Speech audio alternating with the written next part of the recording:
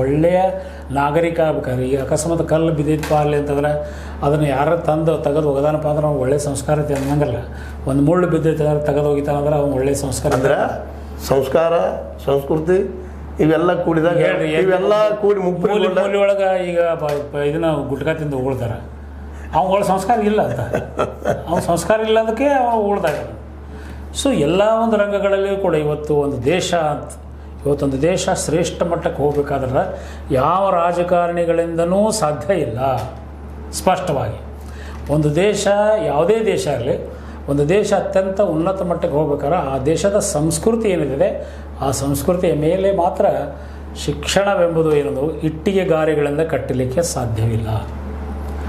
ಆ ದೇಶದ ಸಂಸ್ಕೃತಿ ಎಂಬ ಗುಡಿಯ ಶಿಖರ ಮೇಲೆ, ಆ ದೇಶದ ಸಂಸ್ಕೃತಿ ಎಂಬ ಗುಡಿಯ ಮೇಲೆ ಅದರ ಕೀರ್ತಿ ನಿಂತಿದೆ ಅಂತಕ್ಕಂಥದ್ದು ಒಂದು ಕರೆಕ್ಟು. ಇನ್ನೊಂದು ಮಾತು ನಿಮ್ಗೆ ಹೇಳಲೇಬೇಕಾದಂಥದ್ದು ಮತ್ತು ನಾವೆಲ್ಲರೂ ಒಪ್ಕೊಳ್ಳೇಬೇಕಾದಂಥದ್ದು, ಪ್ರತಿ ಮಗುವಿಗೂ ಒಬ್ಬ ಶಿಕ್ಷಕ ಚಿಕ್ಕಪ್ಪ ಅಂತಂದ್ರೆ ಸಂಸ್ಕಾರ ಬರ್ತದೆ.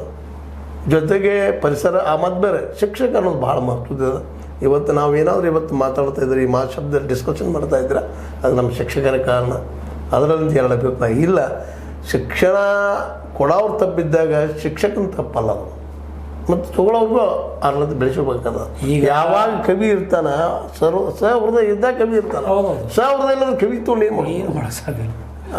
ನೆಲೆಯಲ್ಲೇ ಇಲ್ಲಿವರೆಗೆ ನೀವು ಭಾಳ ಸುಂದರವಾಗಿ ಸಂಸ್ಕಾರ, ಸಂಸ್ಕೃತಿ, ನಾಗರಿಕತೆಗಳ ಬಗ್ಗೆ ಚರ್ಚೆ ಮಾಡಿದಿರಿ, ಅನೇಕ ಉದಾಹರಣೆಗಳನ್ನು ಕೊಟ್ರಿ. ಈ ದಿಶೆಯಲ್ಲಿ ನಿಮಗೇನು ಅನಿಸ್ತದೆ ರೀ? ನಮ್ಮ ರಾಮಚಂದ್ರ ಕಾಕಡೆಯವರು ಸಂಸ್ಕಾರ ಬಗ್ಗೆ ಜೊತೆಗೆ ಸಂಸ್ಕೃತಿ ಬಗ್ಗೆ ಹೇಳಿದ್ದಾರೆ.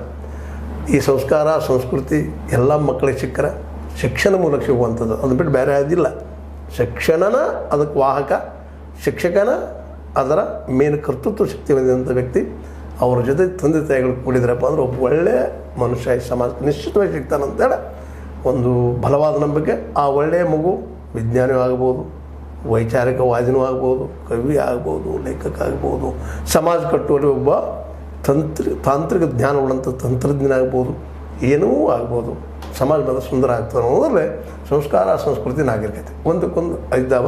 ಇವರೆಲ್ಲ ಕೂಡಿಸೋದ್ರೆ ಶಿಕ್ಷಕ ಅಂತ ಹೇಳ್ತಾ ಇವತ್ತಿನ ಈ ಚರ್ಚೆನ ಇಲ್ಲಿಗೆ ಮುಗಿಸ್ತಾ ಇದ್ದೀವಿ. ನಿಮಗೆ ಲೈಕ್ ಆಗಿರ್ಬೋದು ನಾನು ತಿಳ್ಕೊಂಡಿದ್ದೀನಿ.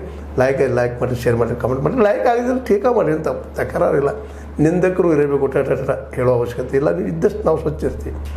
ಯಾಕಪ್ಪ ಅಂದ್ರೆ ವಿಷಯ ಇನ್ನೂ ಆಳಕ್ಕೆ ಇಳಿಸ್ಬೇಕು ಅನ್ನೋಂಥ ಇದ್ದರೂ ಸಹಿತ ಮನಸ್ಸಿನಲ್ಲ ಸಮಯದ ಭಾವ, ಜೊತೆಗೆ ಭಾಳಷ್ಟು ಕೇಳೋ ಶಕ್ತಿ ನಿಮಗೂ ಇಲ್ಲ, ಹೇಳೋ ಶಕ್ತಿ ನಮಗೂ ಇಲ್ಲ ಅಂತ ಹೇಳ್ತಾ ನಮ್ಮ ಮಾತು ಮುಗಿಸ್ತಾ ಇದ್ದೀವಿ. H16 ನ್ಯೂಸ್ ಅರ್ಥಾತ್ ಸೀತಾರಾಮ ಸತ್ಯದ ಕೈಗಳಲ್ಲಿ ವಂದನೆಗಳು. ನಮಸ್ಕಾರ ವೀಕ್ಷಕರೇ. ಇಲ್ಲಿವರೆಗೆ ಸಂಸ್ಕಾರ ಭಾರತೀಯ ಬಗ್ಗೆ ಭಾಳ ಅದ್ಭುತವಾಗಿರ್ತಕ್ಕಂಥ ಪ್ರಶ್ನೆಯನ್ನು ಕೇಳಿದರೆ, ಸಂಸ್ಕಾರ ಭಾರತಿ ಅನ್ನತಕ್ಕಂಥ ಒಂದು ಸಂಘಟನೆ ಇದೆ. ಎಲ್ಲರೂ ಅದಕ್ಕೆ ಕೈ ಜೋಡಿಸೋಣ. ಎಲ್ಲ ಅದಕ್ಕೆ ಜಾತಿ, ಮತ, ಪಂಥ, ಪಕ್ಷ ಯಾವುದೂ ಇಲ್ಲ. ಒಟ್ಟಿನಲ್ಲಿ ಒಳ್ಳೆಯ ಸಂಸ್ಕಾರವನ್ನು ಕೊಟ್ಟು ಒಳ್ಳೆಯ ಸಂಸ್ಕೃತಿಯನ್ನು ಬೆಳೆಸೋದಾಗಿದೆ. ಎಲ್ಲರೂ ಅದಕ್ಕೆ ಕೈ ಜೋಡಿಸೋಣ ಅಂತ ಹೇಳಿ ನನ್ನ ಮಾತುಗಳು. ಧನ್ಯವಾದಗಳು ಸರ್.